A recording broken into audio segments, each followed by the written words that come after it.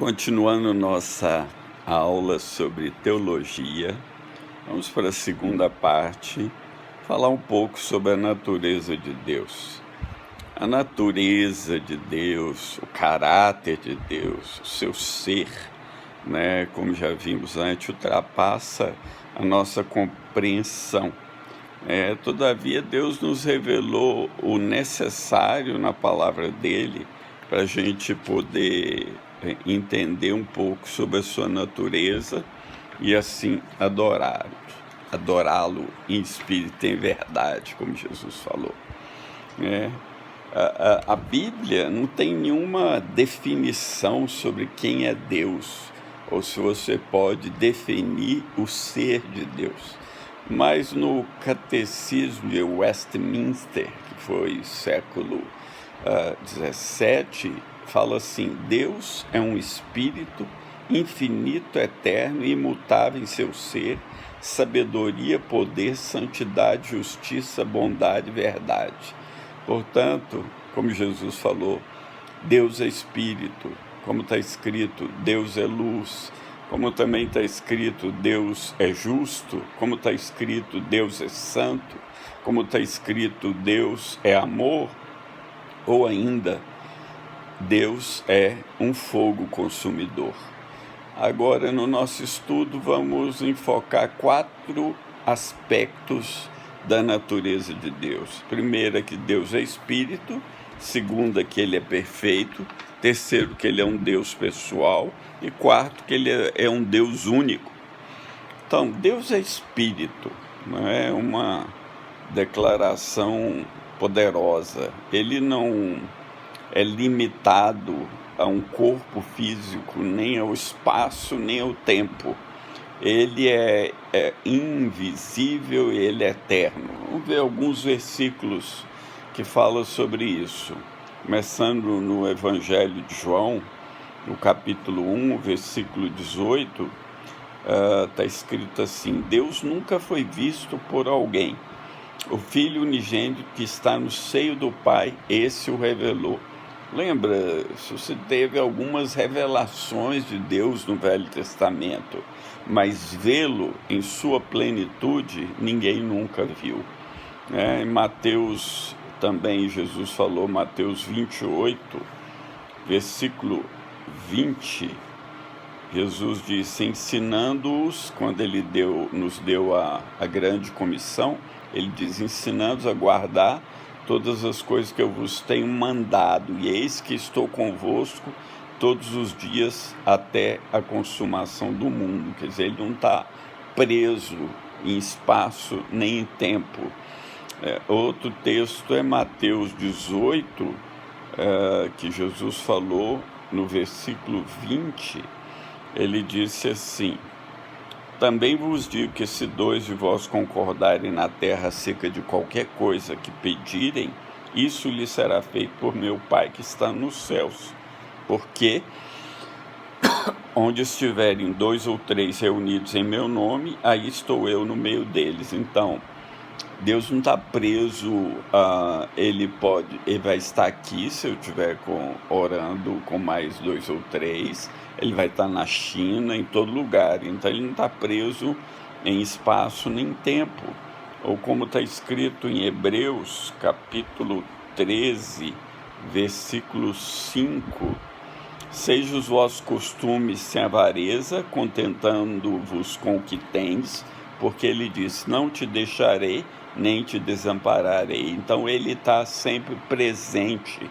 E ainda em João, voltando ao Evangelho de João, no capítulo 3, versículo 5, ele disse para Nicodemos, na verdade te digo que aquele que não nascer da água e do Espírito não pode entrar no reino de Deus.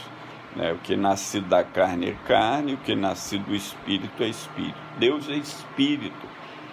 E como ele diz para a mulher samaritana, importa que os que o adorem em espírito e em verdade. Então, ele é espírito. Outra declaração sobre Deus ser espírito, nesse sentido que vimos, é uma declaração bíblica positiva. Mas também tem um tipo de declaração negativa, significa que não é corpóreo e não é localizável, né? E a partir dessa declaração temos dois problemas. Primeiro, algumas passagens bíblicas representam Deus como tendo olhos, ouvidos ou um braço.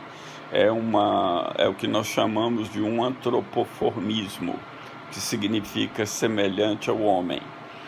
Por exemplo, Isaías 40, olha que o profeta falou, versículo 25 a 28. A quem, pois, me comparareis para que eu lhe seja igual, diz o santo? Levantai ao alto os vossos olhos e vede. Quem criou essas coisas? Aquele que faz sair o seu exército de estrelas, todas bem contadas, as quais ele chama pelos seus nomes, por ser ele grande em força e forte em poder, nenhuma só vem a faltar. Porque, pois, diz, ó Jacó, e falas, ó Israel, meu caminho está encoberto ao Senhor, e meu direito passa desapercebido ao meu Deus? Não sabes, não ouviste, que o eterno Deus, o Senhor, o Criador dos fins da terra, nem se cansa, nem se fatiga? Não se pode esquadrinhar o seu entendimento. Então, Deus, ele é tão grande aqui, o profeta diz, em força, em poder, em glória, que nada passa desapercebido a ele. O Deus que é eterno, o eterno, o Espírito eterno, ele não precisa de olhos para ver nossa necessidade, ele não se cansa na sua atividade de governar e reinar sobre o universo, e muito menos na sua atividade redentora. O segundo problema é que Deus, algumas vezes, é representado como aparecendo em forma humana. Embora ele, em essência, seja espírito, e que ele fez todos os seres e as coisas, para seus próprios fins, ele pode assumir uma forma adequada aos seus propósitos, E essas aparições que ocorreram no Velho Testamento são chamadas de teofanias. Então, Deus é espírito, ele é invisível, ele é eterno, não está limitado a um corpo. Agora, no outro sentido, Deus, ele aparece como tendo ouvidos, ouvindo, olhos, mão, braço, E tem as teofanias, que é uma aparição de Deus, entre aspas, na forma humana, E eu creio que é Jesus pré-encarnado. A segunda característica da natureza de Deus, que a gente vai ver, é que Deus é perfeito. Mateus 5,48 está escrito, portanto, sede vós perfeitos, como perfeito é o vosso Pai Celeste. Jesus citou as Escrituras do Velho Testamento. É quase impossível pensar no Criador, que ao mesmo tempo é justo e amoroso, santo e misericordioso, juiz e Pai de nosso Senhor Jesus Cristo. É quase impossível pensar nele no sentido da perfeição, As perfeições de Deus são tratadas, vamos tratar com detalhe quando a gente estudar um pouquinho mais à frente os atributos de Deus, Mas ele é perfeito. É difícil para nós captar toda a profundidade da perfeição divina, mas ele é um Deus perfeito. Ele nunca erra, ele nunca varia, seu humor não varia, sua glória não varia, seu poder não varia. A terceira atributo da natureza divina que falei Deus é pessoal. É um ser pessoal, é alguém que tem consciência de si mesmo, que possui intelecto, sentimentos, que possui vontade. Tudo isso está em Deus, Tudo isso está citado na palavra de Deus. O Deus da palavra é um Deus pessoal, ele é transcendente né, se mantém à parte do universo como seu criador, mas ao mesmo tempo ele é imanente, ou seja, ele habita dentro, ele habita na sua criação, ele está presente em tudo que foi criado e ele preserva a criação e cuida dela como um Pai celestial. Vamos ficar claro, eu não estou dizendo que Deus está nas coisas, né, mas que todas as coisas estão diante de Deus, e tudo está diante dos seus olhos. Ele cuida dos pássaros, Jesus falou, né? Ele alimenta os pássaros, tudo está diante de Deus. E a personalidade de Deus como um ser pessoal é fortemente revelada quando ele veio a Moisés lá na sarça, né? Disse Deus a Moisés, está escrito, eu sou o que sou. O Deus Todo-Poderoso diz a Moisés, eu sou o que sou. O Deus Todo-Poderoso é El Shaddai. O Senhor é Jeová, o Jeová, transliterando, porque não é bem assim que pronuncia. Ele diz que não foi conhecido pelos pais, por Abraão, Isaac, Jacó, como o Senhor, mas agora ele se revelou a Moisés como o Senhor. E a palavra aí transliterada como Yahvé ou Jeová é derivado do verbo hebraico ser. Por isso ele diz, eu sou o que sou. Então Deus Yahvé, o Deus Jeová, é aquele que foi, que é e que será para sempre, eternamente. Como também está escrito no Apocalipse, aquele que era, aquele que é e aquele que há de vir, o Todo-Poderoso. Jesus, falando dessa característica de Deus, Jesus diz, porque assim como o Pai tem vida em si mesmo, também concedeu ao Filho ter vida em si mesmo. João 5,26, o fato dele ter vida em si mesmo revela essa grandeza, essa transcendência e imanência de Deus, Desde que o homem, como criatura de Deus, tem intelectos, emoções, vontade, ele é capaz então de contemplar inteligentemente a Deus, e ao seu universo como uma pessoa racional, que nós somos, falando de nós.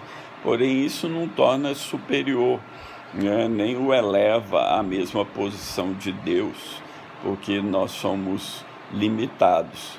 Deus é ilimitado, Ele é superior, Ele está acima de tudo, mas Ele criou o homem para ter comunhão com Ele, para adorá-lo, para conhecê-lo, e isso Deus dá ao homem a característica de a sua própria imagem, a imagem de Deus o criou, então com capacidade de ter relacionamento verdadeiro com Ele.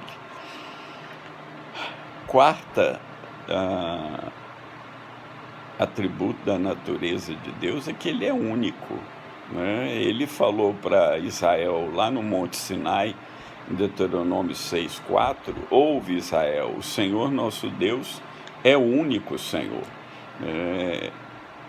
Nada mais tão fortemente combatido nas Escrituras do que a adoração a deuses, a outros deuses. Por exemplo, quando Acabe abriu as portas de Israel para a adoração de Baal, Elias desafiou de uma maneira espetacular os sacerdotes de Baal, de Astarote, para competir com o Deus vivo e verdadeiro. Está lá em 1 Reis 18, 21 a 40, e ele, alguma coisa que Elias disse, assim diz o Senhor, Rei de Israel, o Senhor dos exércitos, eu sou o primeiro, eu sou o último, além de mim não há Deus. Na verdade, essa citação de Isaías 44, 6, ele é o primeiro, o último, ele, como também está escrito no Apocalipse, ele é o alfa, o ômega, o princípio e o fim, quer dizer, ele começa, ele termina, ele abre, ele fecha, ele tem todas as coisas nessa sua capacidade única de ser Deus. o homem, né, o homem do passado, ele caindo em idolatria, ele caiu no politeísmo, né? Começou a adorar muitos deuses. Mas quando ele começou a ver a glória de Deus na natureza, e quando Deus começou a se revelar a alguns dos nossos antigos pais, então o homem passou a ver Deus no sentido monoteísta, ainda que hoje tem muita confusão sobre isso. E outro aspecto sobre Deus ser único tem sido descoberto em evidências arqueológicas mais modernas, que o homem, no princípio da criação, era monoteísta. Quer dizer, ele saiu de um estado de monoteísmo lá, desde Adão, talvez até a Torre de Babel, aí começou a entrar o politeísmo, né? E aí o homem, nós sabemos tudo o que aconteceu. Agora,